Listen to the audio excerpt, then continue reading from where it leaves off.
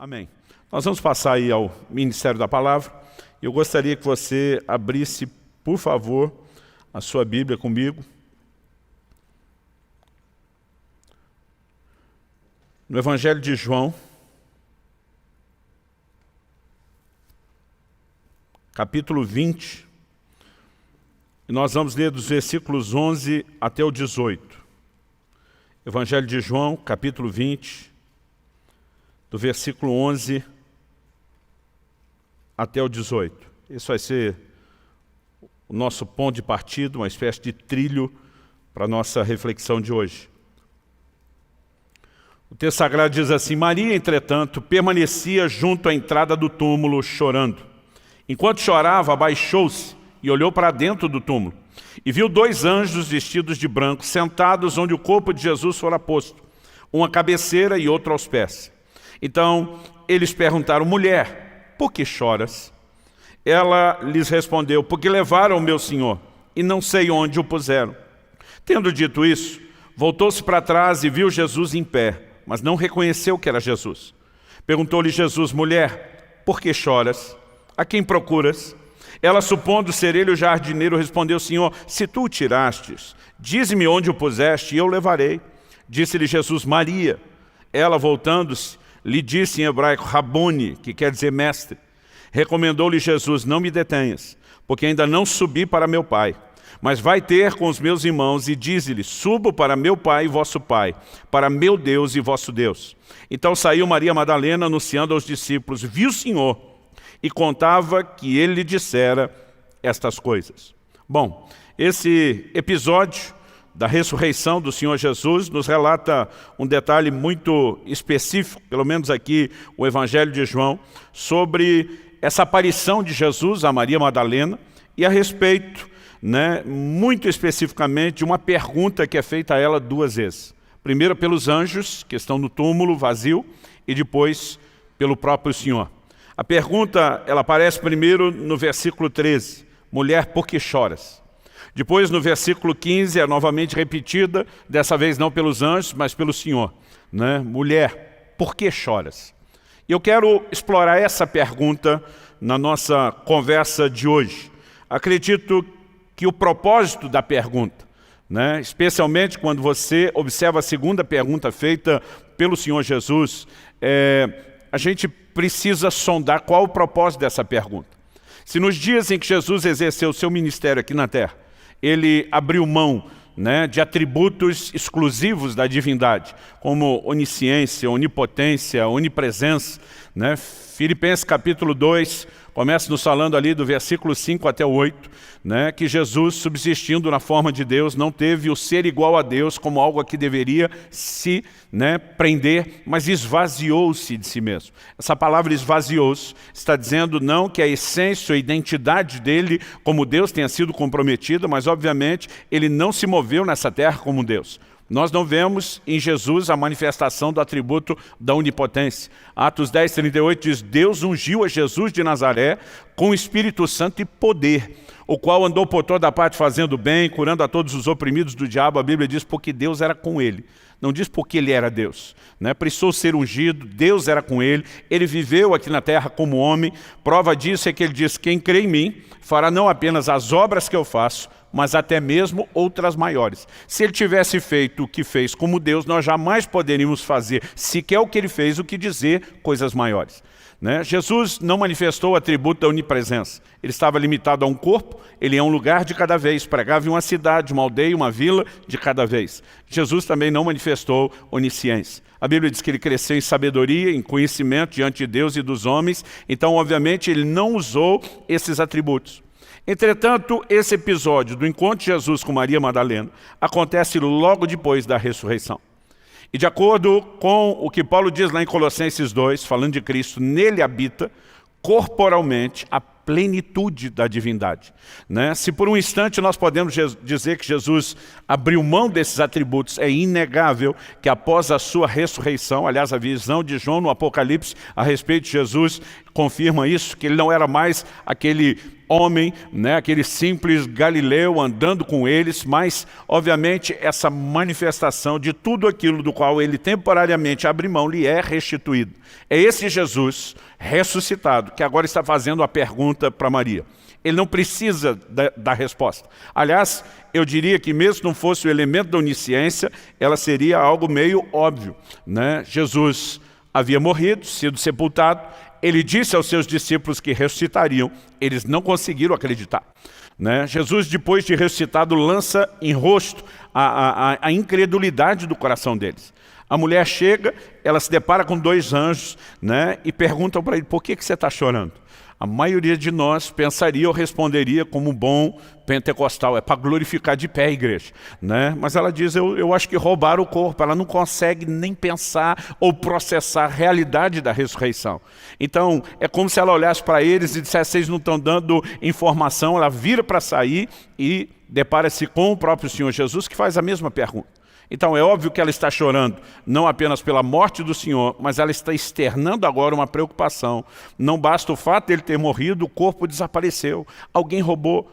Ninguém pode olhar para isso e dizer, né, que Jesus está tentando descobrir o motivo do choro na percepção lógica, natural, humana e simples. Eu acredito que o propósito dessa pergunta é o que eu classificaria como uma condução a uma análise. Por que choras? Né? É o momento que ele queria que ela parasse e pensasse, eu só estou chorando porque eu estou vislumbrando as coisas numa perspectiva meramente humana e não divina. O choro é algo curioso, né? A gente pode tentar trazer a definição técnica, mas eu prefiro a leiga. A definição técnica, eu juntei algumas definições, seria algo mais ou menos assim, é um reflexo psicogênico resultante da interação entre as áreas do sistema límbico, alguns nunca tinham ouvido a palavra límbico até hoje, do sistema límbico do cérebro, que regula as experiências conscientes das emoções internas e as respostas fisiológicas. Alguém diz, chorar durante um tempo libera oxitocina e opioides endógenos. Você já sabia disso, Farla? Também conhecidos como endorfina. Esses produtos químicos sensíveis podem te ajudar a aliviar a dor física e emocional. Isso aqui é o jeito técnico deles explicarem o que a gente, de uma forma leiga, diria. É uma forma de expressar ou transbordar as emoções, é uma espécie de válvula de escape. A verdade é que o ser humano foi criado por Deus com essa estrutura que envolve muitas vezes o choro. Não apenas por tristeza.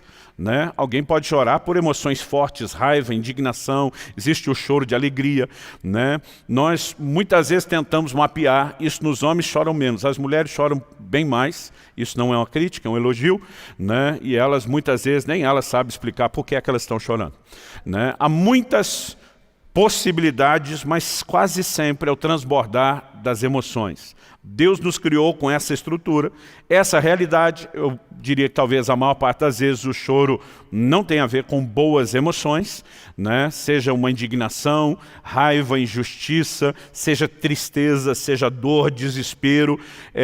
No entanto, nós não podemos limitá-lo apenas a emoções ruins, mas a maior parte do contexto, do tempo, o contexto é esse. A realidade do choro será mudada um dia. Né? Eu não quero me dar o luxo aqui de tentar esgotar a teologia do choro, mas eu gostaria que a gente pensasse um pouquinho algumas coisas do que a palavra de Deus nos diz. Essa realidade vai ser mudada um dia. Isaías 25:8 é uma palavra e uma profecia futura de estragará a morte para sempre, e assim enxugará o Senhor Deus as lágrimas de todos os rostos. Em Apocalipse 7:17, a Bíblia diz, pois o cordeiro que se encontra no meio do trono os apacentará e os guiará para as fontes da água da vida, e Deus lhes enxugará dos olhos toda a lágrima. No entanto, essa é uma promessa futura, que ainda não teve o seu cumprimento, né?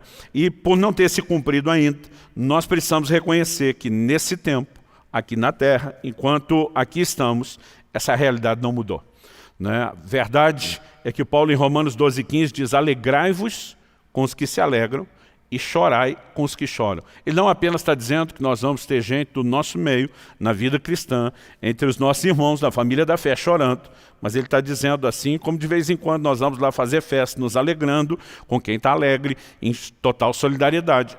nós também precisamos chorar com aqueles que choram. Então ele não só não condena aqueles que choram, mas ele ainda nos instrui, não os deixe chorando sozinho, vá fazer companhia, né? Una-se a eles, porque isso é parte da nossa realidade, não apenas a realidade da vida de qualquer um, nós podemos destacar da vida cristã, e eu diria faz parte até do ministério. Em Atos, no capítulo 20, quando o apóstolo Paulo está reunido com os presbíteros de Éfeso, né, ele faz duas afirmações, uma no versículo 19, quando ele diz, servindo ao Senhor com lágrimas, outra no versículo 31, quando diz, não cessei de admoestar com lágrimas a cada um. Né? Então, nós precisamos reconhecer, o choro é parte da vida cristã, da dinâmica do nosso relacionamento com Deus e até do serviço que fazemos para Ele, mas eu quero tomar justamente essa pergunta que Jesus faz a Maria Madalena. Por que choras? Né? E destacar que, pelo menos, isso é o que nas últimas semanas Deus mexeu muito comigo a respeito desse assunto, me fazendo analisar algumas verdades a respeito do choro. Porque às vezes nós enxergamos um quadro parcial e não o quadro completo. E quando nós só enxergamos uma parte de algo, nós desenvolvemos uma crença limitada, incompleta, baseada naquela parte.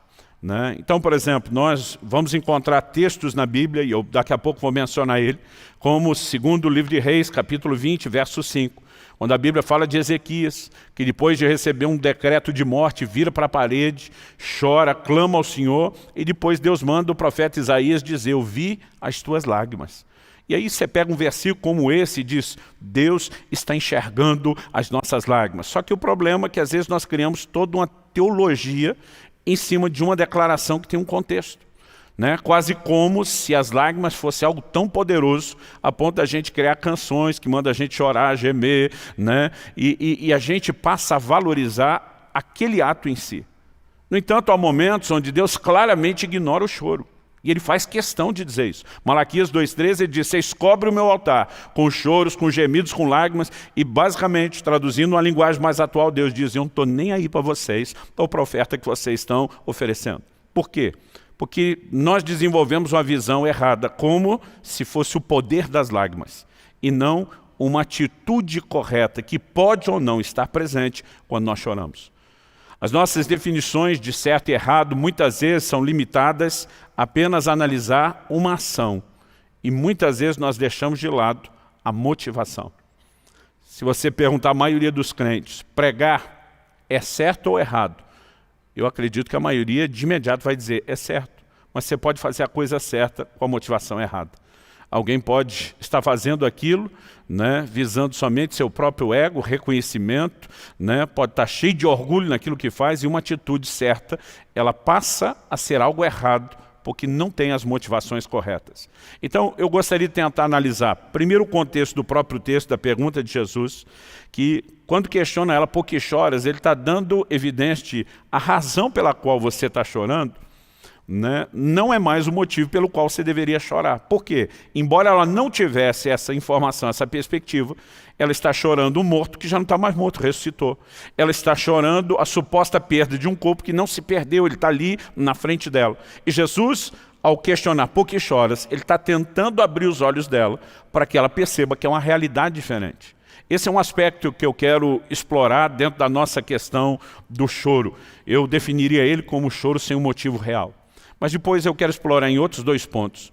O choro com a motivação errada, né? Em primeiro lugar, eu vou falar do choro com a motivação certa, e nós vamos terminar falando de um choro com a motivação errada. Longe de esgotar o assunto, acredito que esse panorama, né, essa tentativa de entender o choro de acordo com as verdades bíblicas pode nos ajudar e muito na nossa relação com Deus. Então vamos voltar aqui para esse aspecto que Jesus está apresentando e tratando do que eu chamaria do choro sem um motivo real.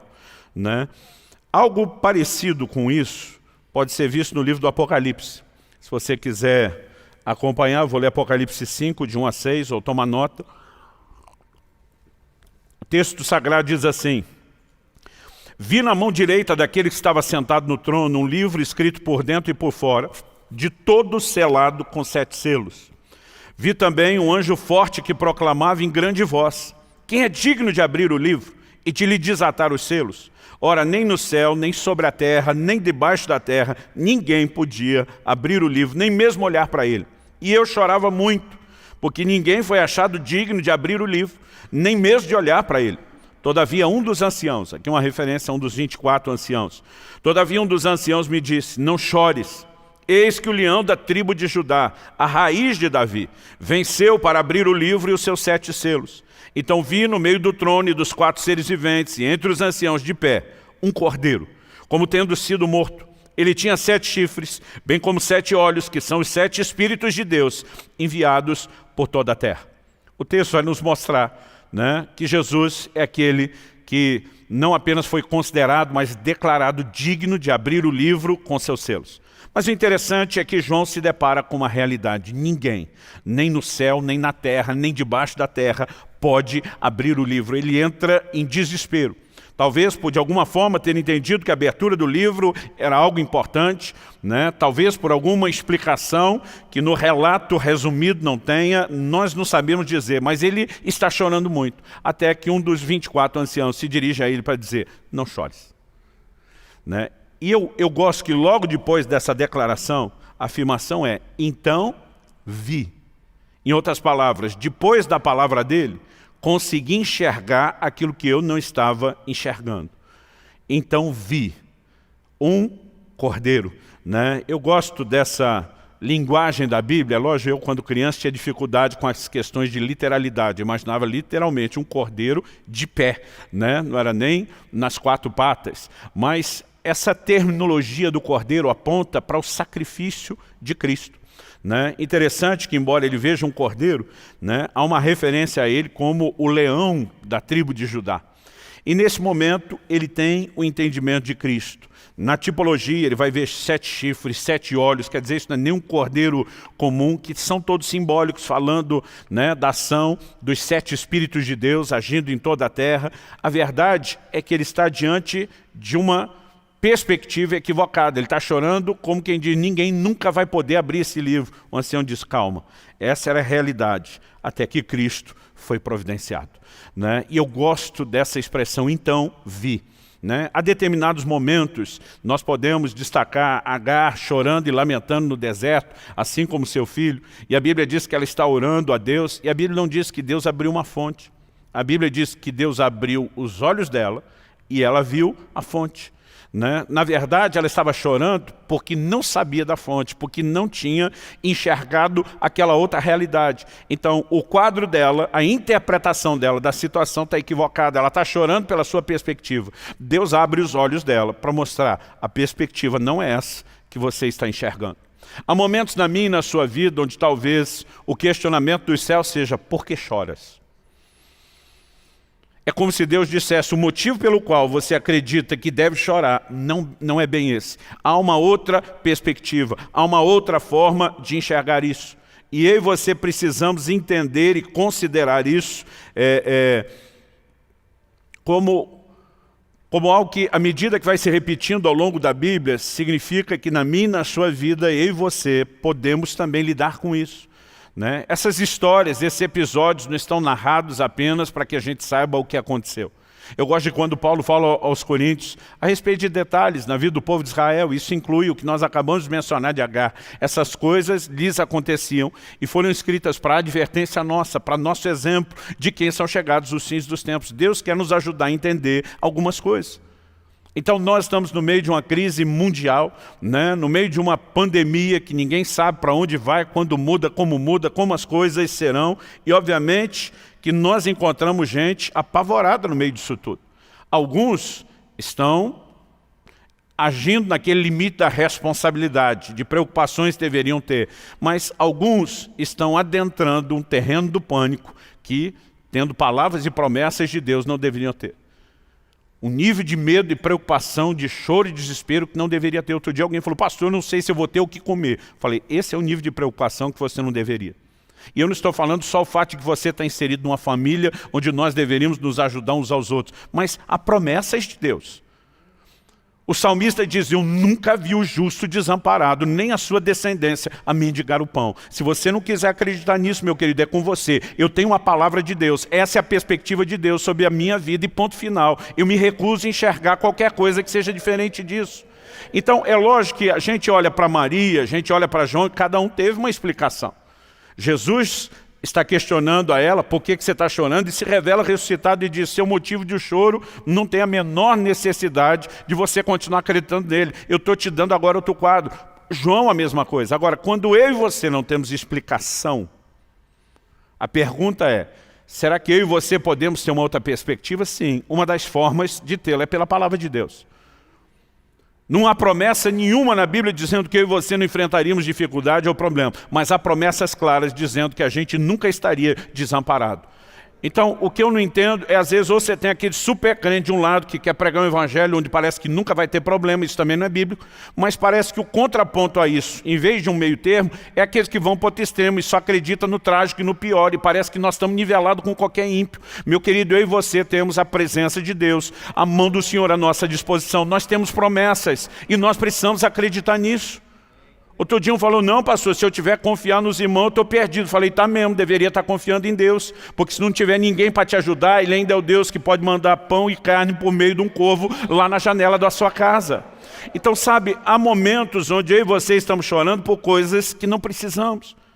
É lógico que nesses momentos é importante a gente de alguma forma entender, ou pela própria palavra de Deus, ou pelo relacionamento com Deus, há momentos onde o Espírito Santo vai falar conosco. Eu já compartilhei várias vezes aqui ao longo dos anos de pastoreamento que quando meu filho Israel nasceu, houve uma complicação muito séria no parto. Né? Ele está vivo por um milagre, e são afirmações de médicos que não tinham necessariamente a minha crença. Mas eu me lembro daquele momento, né, onde eu vi todo o quadro piorando, a situação ficando grave, eu estava literalmente desesperado. E o Espírito Santo começou a falar comigo. Ele disse, eu disse a você que te daria um filho. Foi eu que disse o nome que você deveria colocar. E ele começou a me lembrar das coisas que tinha dito. E a forma que ele estava tratando comigo, resumindo, é como se dissesse, acha que eu estou de brincadeira com você, contigo ou com as suas emoções, que eu teria dito tudo isso se eu não quisesse fazer nada, mas ele colocou diante de mim duas opções. Ele diz, ou você fica aí sentado chorando e enterra o seu filho, ou você se levanta e faz alguma coisa. Então, naquele momento, eu decidi acreditar, e eu não apenas acreditei, eu tive um surto de fé. E nós vimos Deus fazer um milagre. Agora eu estou dizendo que nós nunca vamos perder alguém? Não, meu querido. Eu sou o filho do meio de 3, que são os que sobreviveram. Era para a gente ter uma irmãzinha, a caçula, foi a 4ª a nascer. Ela viveu 2 dias e faleceu. Isso pode acontecer nas nossas casas agora, seja pela palavra de Deus ou quando o Espírito Santo está dando uma outra perspectiva, é a hora que a gente tem que entender. Então, eu não tenho razão para continuar chorando. Eu preciso enxergar e acreditar naquilo que Deus está me mostrando. Quem está entendendo, diga amém. Repito, não estou dizendo que não vamos chorar. O próprio Jesus chorou, gente. Aliás, deixa eu fazer um comentário interessante. Jesus chorou, eu acredito, muito mais em caráter de desabafo, né, do que de perda. Porque quando avisaram ele, Lázaro está enfermo, né, Jesus afirma, essa enfermidade não é para a morte, é para a glória de Deus. Mas depois alguém fala alguma coisa mais com ele e diz, Lázaro dorme, mas nós estamos indo despertá-lo do sono. Então, eu não consigo imaginar Jesus chorando a morte de alguém que ele sabe que vai levantar de novo. No entanto, de alguma forma, Jesus se identifica com a dor da humanidade diante das suas perdas.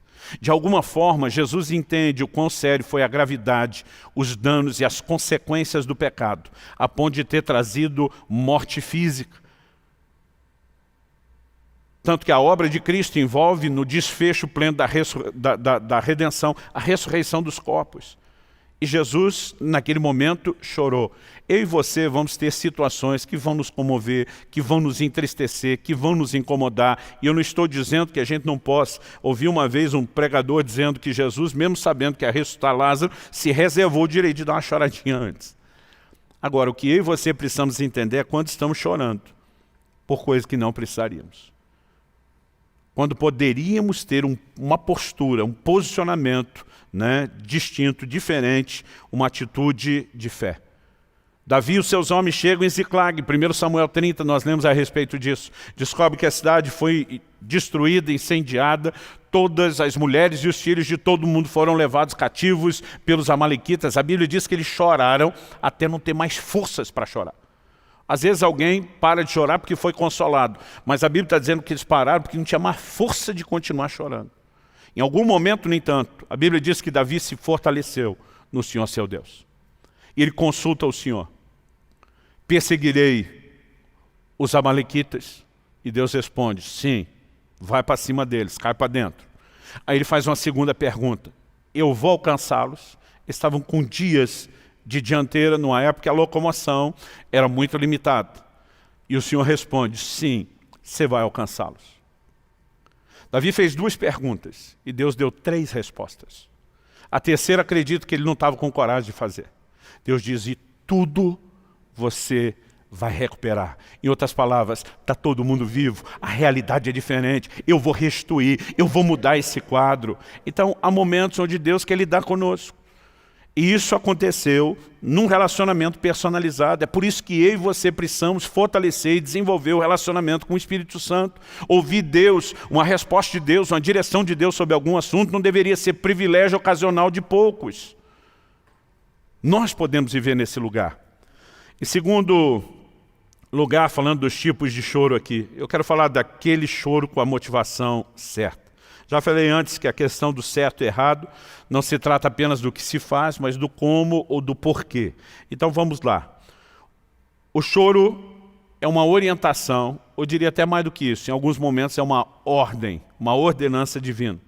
Em Tiago capítulo 4, nos versículos 9 e 10, nós lemos assim, afligi-vos, lamentai e chorai.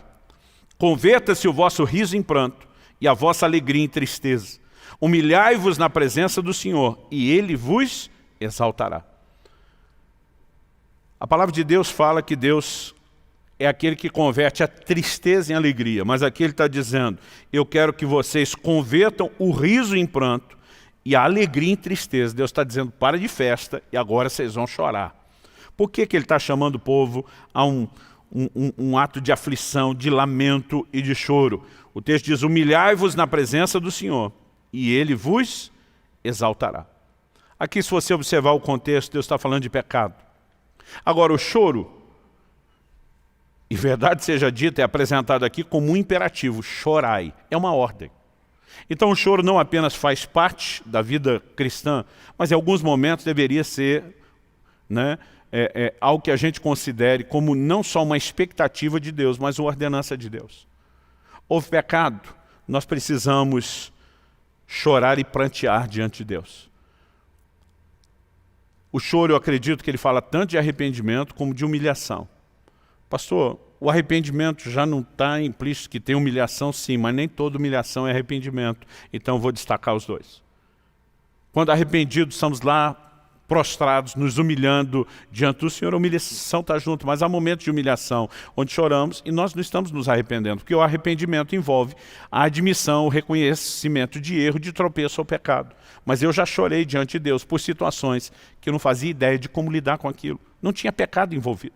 Mas eu dizia, Senhor, eu não tenho noção do que fazer, do como fazer, eu não tenho nem apenas a informação de como conduzir, talvez nem a força para conduzir o processo, e ali diante de Deus chorando, está dizendo, eu me humilho, eu estou admitindo falência, e com isso eu estou demonstrando dependência e confiança. Eu preciso do Senhor, eu preciso da sua intervenção, eu preciso do socorro do alto. Porque muitas vezes o que nos leva a chorar não é mero e simplesmente um ato de tristeza, mas às vezes nós estamos naquele limite do desespero, dizendo para Deus, ou o Senhor faz, ou nada vai acontecer. Eu acredito que é por isso que Ana chorava diante de Deus, a ponto de mal balbuciar as palavras nas suas orações.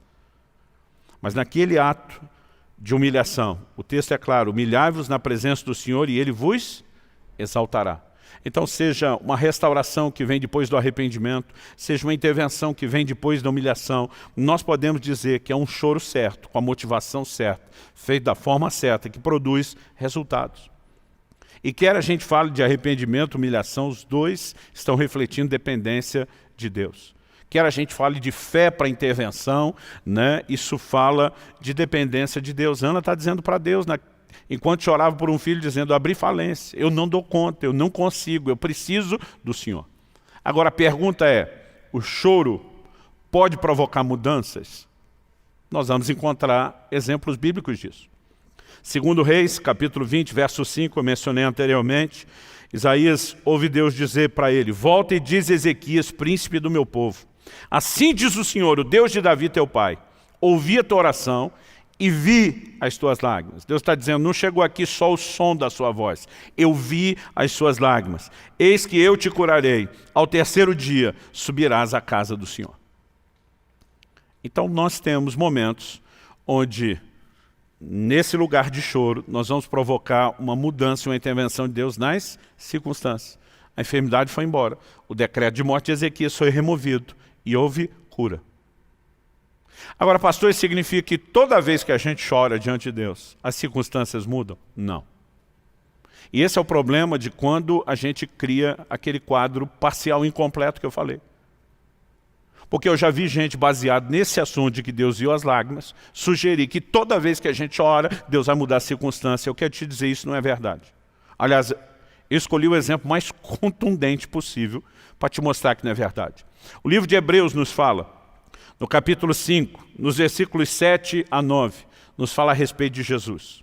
Olha o que o texto diz. Hebreus 5, de 7 a 9. Ele, Jesus, nos dias da sua carne, tendo oferecido com forte clamor e lágrimas, orações e súplicas a quem o podia livrar da morte. Deixa eu fazer uma pausa. Está retratando o momento do Getsêmani, onde Jesus se angustiou, onde ele diz, estou triste, né? Minha alma está entristecida até a morte. O texto diz assim, e tendo sido ouvido por causa da sua piedade, ele foi ouvido. Embora sendo filho, aprendeu a obediência pelas coisas que sofreu. E tendo sido aperfeiçoado, tornou-se o autor da salvação eterna para todos os que lhe obedecem. Você lembra qual era a oração de Jesus no Getsêmani? Pai, se possível, passe de mim esse cálice. Basicamente, a conversa era assim, se tiver um plano B, se der para escapar do que está vindo. E meu querido, você consegue imaginar a agonia? A Bíblia diz que ele chegou a suar gotas de sangue.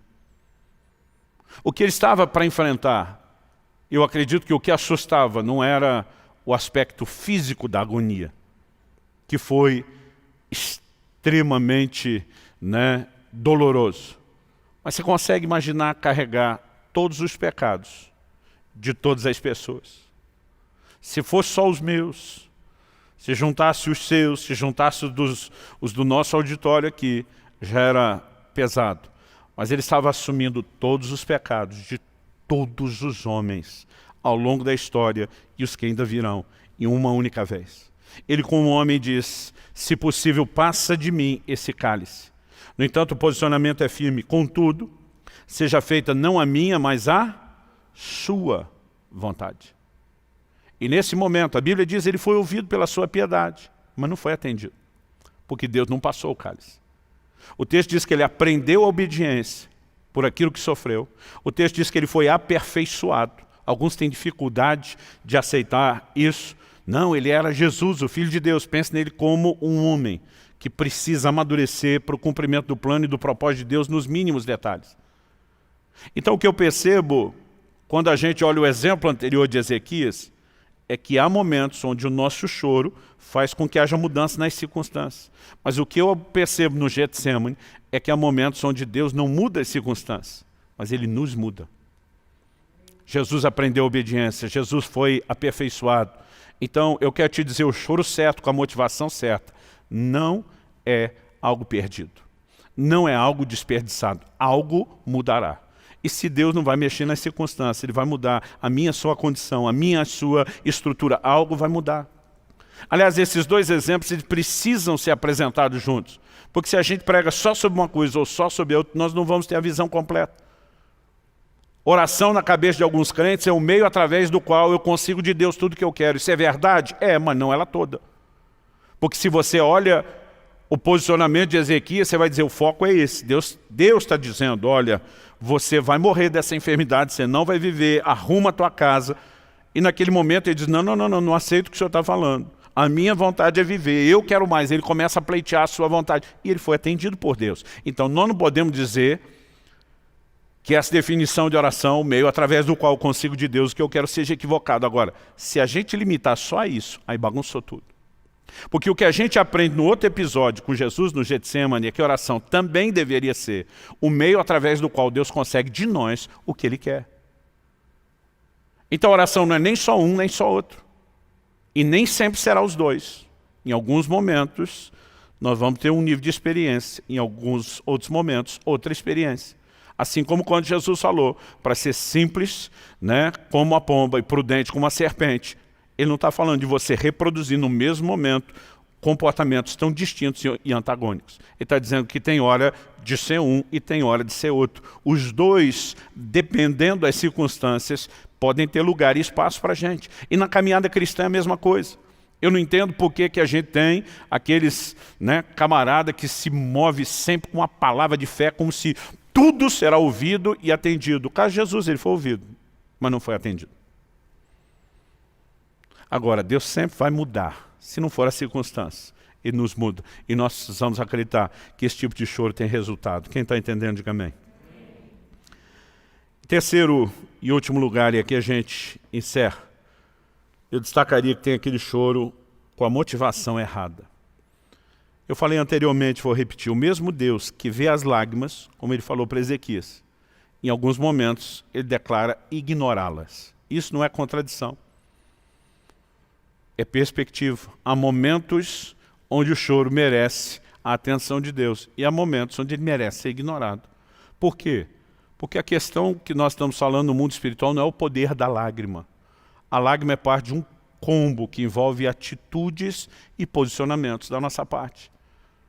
E elas podem estar presentes em momentos onde o choro é correto, com a motivação correta, produzindo os resultados certos ou não.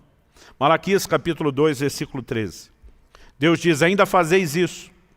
Cobris o altar do Senhor de lágrimas, de choro e de gemidos, de sorte que Ele já não olha para a oferta, nem a aceita com prazer da vossa mão.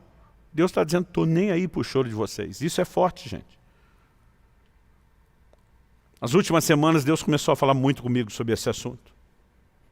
E de repente me vinha aquele texto do Vi as suas lágrimas.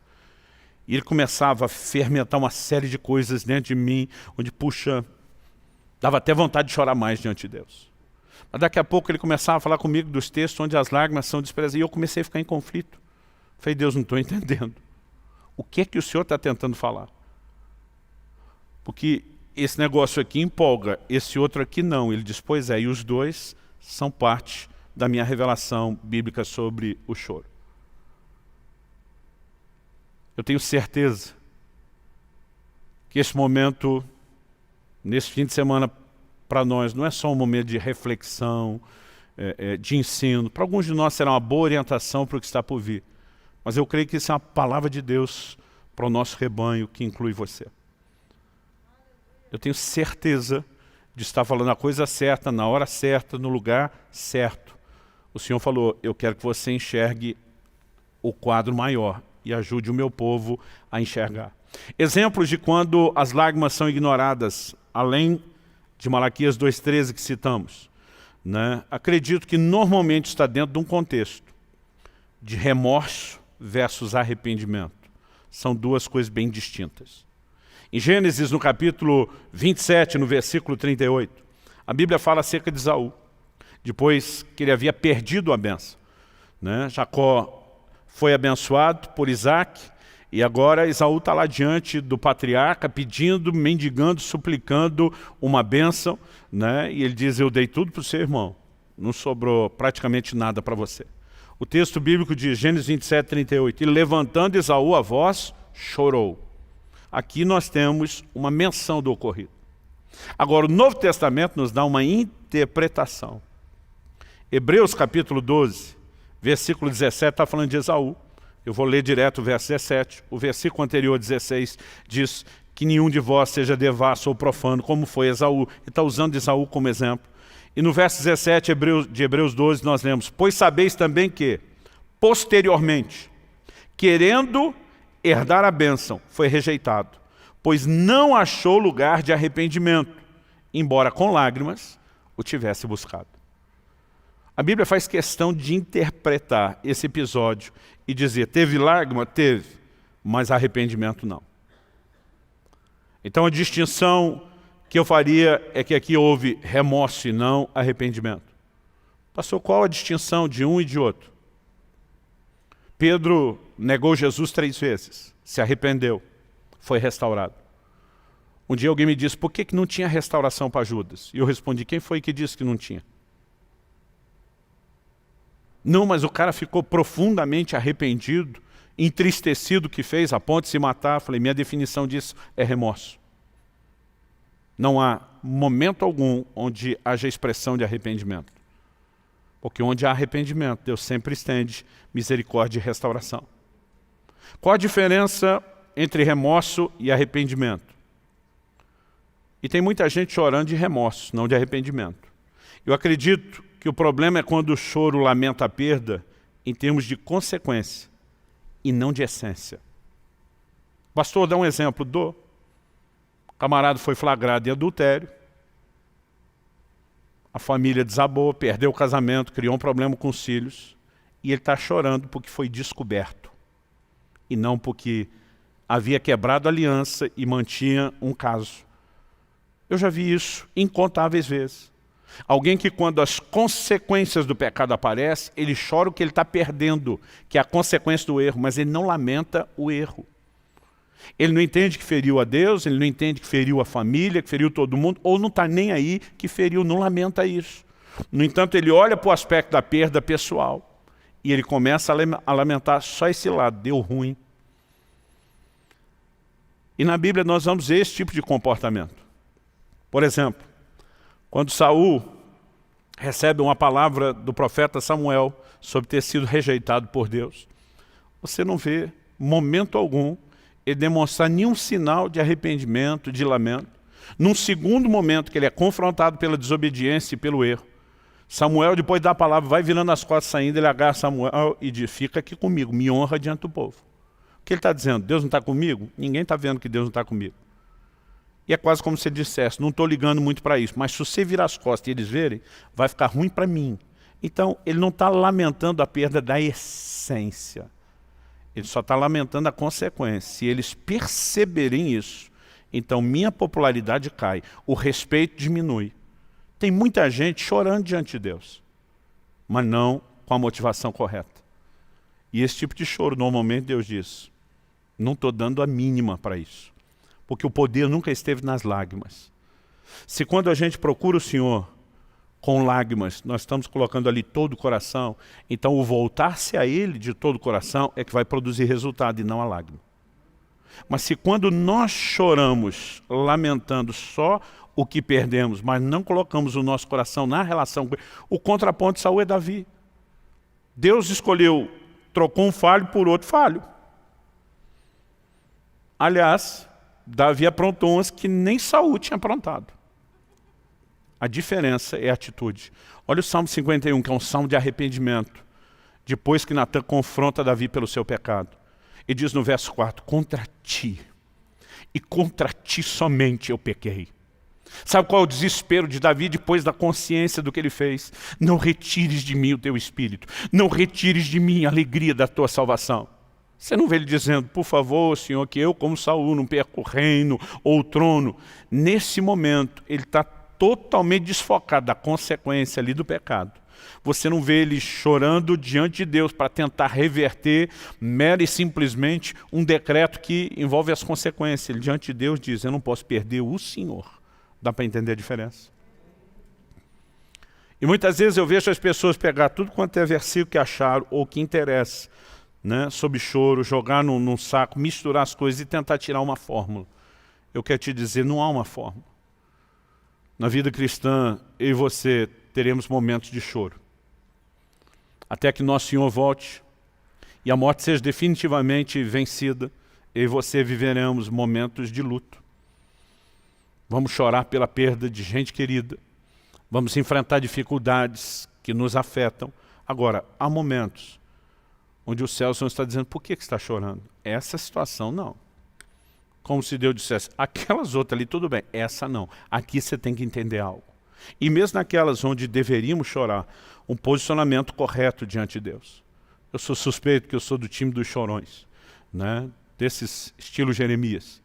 Eu choro fácil, principalmente diante de Deus. E a maior parte das vezes que eu choro, não é necessariamente por tristeza, mas eu gosto, né, de diante de Deus extravasar todo e qualquer tipo de emoção.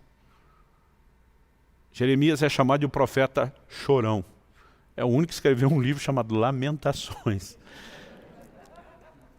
Mas sabe, a questão não é se o comportamento seu é de sensibilidade ou não, né?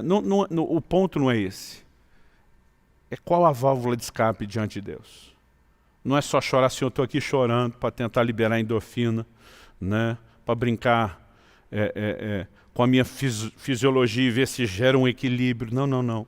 É a busca de Deus num nível tão profundo, onde a gente, diante dele, né, extravasa tudo.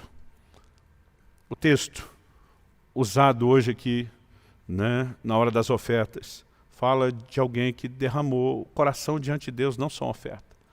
Antes, né, de mencionar o perfume, a Bíblia fala daquelas lágrimas. E acredito que nós precisamos entender essa dinâmica. Se a gente entender as versões do choro, e aqui eu vou encerrar, talvez a gente possa avaliar melhor os momentos que nós estamos chorando ou que deveríamos estar. Talvez a gente possa se questionar. Eu lembro de uma época onde eu dizia para Deus, Senhor, eu não vou ficar contando a história do que o Senhor fez com meu filho, quando tem filho de muita gente, inclusive a filha da minha mãe, minha irmãzinha caçula, que não sobreviveu e não houve mudança ou intervenção. Isso muitas vezes veio de inspirar a fé da maioria, gera muitas vezes uma comparação, uma revolta. Porque muitas vezes a gente não enxerga a dinâmica e o quadro todo. Não há um texto na Bíblia dizendo que nós não vamos chorar e que toda vez ele vai interromper nossas lágrimas e não precisa chorar, está tudo resolvido. No entanto, algumas vezes a gente não procura discernir isso. E se eu aceitar que tem que só chorar o tempo todo, eu não vou ver as intervenções de Deus. Agora, se eu aceitar que mesmo quando o choro não muda as circunstâncias, me muda, e se eu entender que eu preciso ficar distante desse choro de motivação errada, nós já demos uma boa calibrada no nosso relacionamento com Deus. E é o que eu espero, né, que cada um de vocês possa fazer em nome de Jesus. Amém? Você recebe essa palavra em nome de Jesus. Então vamos ficar em pé e chorar um pouco. Não, estou brincando. Vamos só ficar em pé. Você não é proibido, mas não é obrigado a chorar. Eu queria que a gente apenas orasse e buscasse de Deus e do Espírito Santo essa aplicação personalizada. Eu sei que enquanto a gente está compartilhando, isso provavelmente já aconteceu no coração de muitos de vocês, mas às vezes ainda há aspectos que a gente não pode, né, desperdiçar. Então, fale com Deus por um instante. Você que nos acompanha à distância, em casa, onde quer que você estiver, esse é um momento para você acreditar que o Espírito Santo de Deus quer te visitar aí onde você está, que algo não apenas pode, mas provavelmente vai acontecer no seu coração. Então se una conosco em oração.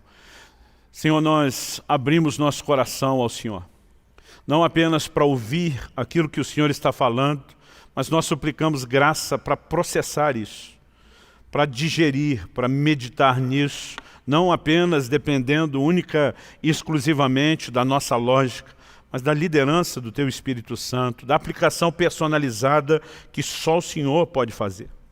Pai, nós oramos que o entendimento da Tua palavra sobre o assunto nos ajude a alinhar o nosso comportamento, a postura, as atitudes, a motivação do coração. Nós queremos, por um lado, viver essas intervenções que vêm da parte do Senhor e declarações como as que o Senhor fez a Ezequias, eu vi as tuas lágrimas, mas assim como queremos ver circunstâncias mudadas, nós também queremos viver uma experiência como a de Cristo. Aliás, quando a tua palavra diz que devemos ter o sentimento que houve também em Cristo Jesus, isso, acredito, está incluso no pacote. Nós queremos, em alguns momentos, chorando diante do Senhor, mesmo sem ver circunstâncias mudadas, nós queremos ser mudados. Ajuda-nos, guia-nos, Nós clamamos em nome de Jesus. Nessa hora, ó Deus, eu sei que aqueles estão ouvindo uma orientação que no futuro será útil, mas aqueles que nesse momento, agora, me ouvem, estão no momento de lágrimas, estão no momento de dor, de tristeza, de angústia, talvez de desespero. Estão precisando lidar com um tempo, ó Deus, de humilhação diante do Senhor. E nós clamamos que a boa mão do Senhor os socorra, os fortaleça, e que o Teu Espírito, claramente chamado e designado como Consolador nas Escrituras, os fortaleça. Pai, nós oramos que muito mais do que um alívio fisiológico, que nós possamos experimentar o alívio do céu, o socorro e o fortalecimento do alto, e até mesmo as suas intervenções. Aqueles que têm chorado por razões erradas, que possam alinhar e corrigir sua motivação. Que alguns possam transitar do remorso para o arrependimento. Tua palavra mostra muitas vezes alguns chorando em caráter intercessório. Paulo escreve em 2 Coríntios e diz: eu receio que o meu Deus me humilhe e me faça chorar por aqueles que pecaram e ainda não se arrependeram. E nós somos gratos porque há momentos onde alguns intercessores choraram primeiro, choraram em nosso lugar, até que o Senhor encontrasse espaço no nosso coração. Eu sei que há momentos onde alguns de nós precisamos ser conduzidos a esse lugar de choro. Como quando o Senhor fala por meio do profeta Joel, desafiando o teu povo a viver conserto, para que pudesse haver restauração. Eu oro que haja um tempo onde a tua voz ecoe no coração daqueles que estão distantes, e eles possam, à semelhança dos dias de Joel, te ouvir hoje, dizendo: ainda assim, agora mesmo, diz o Senhor, convertei-vos a mim de todo o vosso coração, isso com jejuns, com choro e com pranto. Rasgai o vosso coração e não as vossas vestes, e convertei-vos ao Senhor vosso Deus, porque Ele é misericordioso, compassivo, tardio em ira-se, grande em benignidade, e que se arrepende do mal. Pai, nós suplicamos sabedoria do alto, para essa conduta diária da vida cristã, do relacionamento com o Senhor, com as circunstâncias, o que quer que seja. Nós queremos andar pautados pelas verdades da Tua Palavra, e suplicamos essa liderança e esse auxílio, em nome de Jesus. Quaisquer que sejam as aplicações necessárias que só o Teu Espírito pode produzir nos nossos corações, nós oramos que o Senhor faça isso de modo personalizado. E nós te agradecemos e te damos glória, honra e louvor, em nome de Jesus, em nome de Jesus, e para a glória de Deus. Amém. Amém. Glória a Jesus.